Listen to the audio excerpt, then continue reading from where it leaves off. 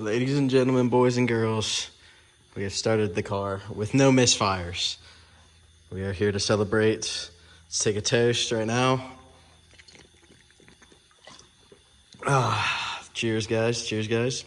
So, we got her started as you saw in the beginning. I figured I would start with that, not edge y'all along before showing her actually started up and running properly. You notice I didn't do any revs because I think I need to recalibrate the TPMS sensor, most likely, because it just, there's a slight hesitation. That's the only thing. At idle, she's perfect. She stays right on 1,000 RPM. Very smooth idle, no shake in the engine, even though the engine mounts probably aren't the greatest, but no shake in the engine.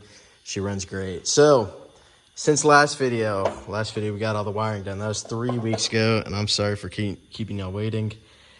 There's been a bunch of things that have had to be done to get her started, but first startup, she had a misfire. And I wasn't sure which cylinder it was because I honestly had a little bit of my wiring messed up. So she wasn't starting at first, but then overviewed all my wiring, figured out that I had the cylinders wired in backwards, so obviously it wasn't gonna run. But got all my wiring fixed. It's directly under the air intake, which I may build a box for after this. I'm not entirely sure, but regardless, yeah, so wasn't firing at all at first. And then once I did get them wired properly, I ended up figuring out that cylinder 2 was misfiring, which this is after my computer took a dump, decided that the battery went out, something like that.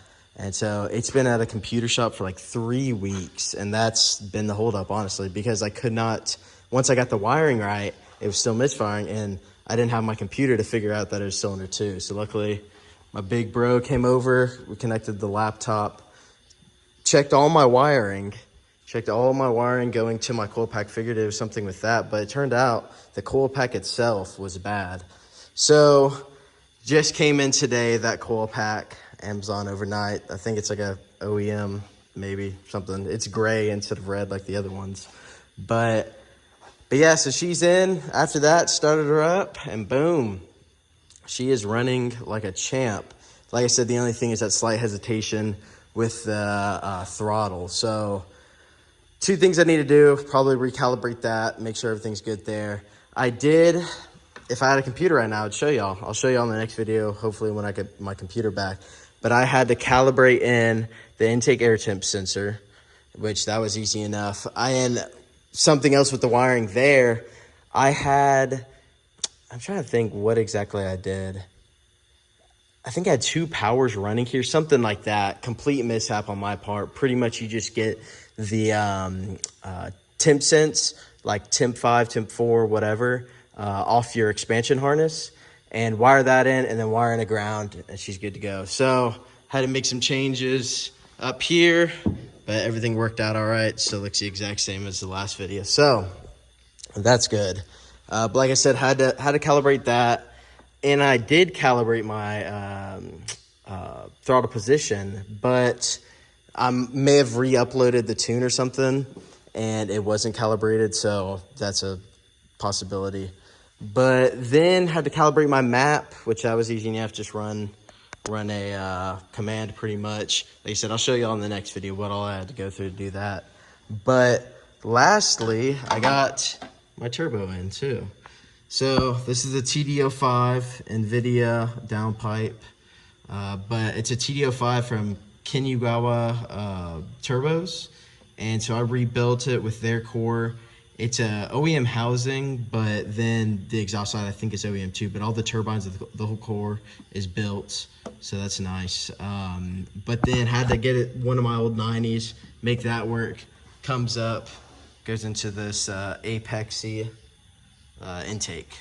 So anyway, once I do get her able to be throttled up, go past idle, I'm hoping to hear that turbo, because we're just open down pipe, as you could hear in the video. It's pretty loud. It sounds insane. And then one other thing that or two other things I should say that I need to do before I really, put her through her paces or anything like that, is check the timing, make sure the timing, advance, looks the same, which we're gonna coat all that with soapstone down there, and hopefully use this bad boy right here. Old snap-on timing light. It's pretty sick. But so anyway, we're gonna check that, make sure everything matches up there. And then I think I know I do. I need to set up the CAN network for the wideband because I don't think it's pulling off wideband right now. So that's one thing for sure that we're gonna have to do. But regardless, she starts, as you can hear that. Hopefully next video, we'll be able to rev her up. If I get the computer back, be able to set all that stuff up. But yeah, no, I am just beyond happy that she has started and running. One other thing that we're gonna have to look at is the steering rack. I'm pretty sure she's still leaking. I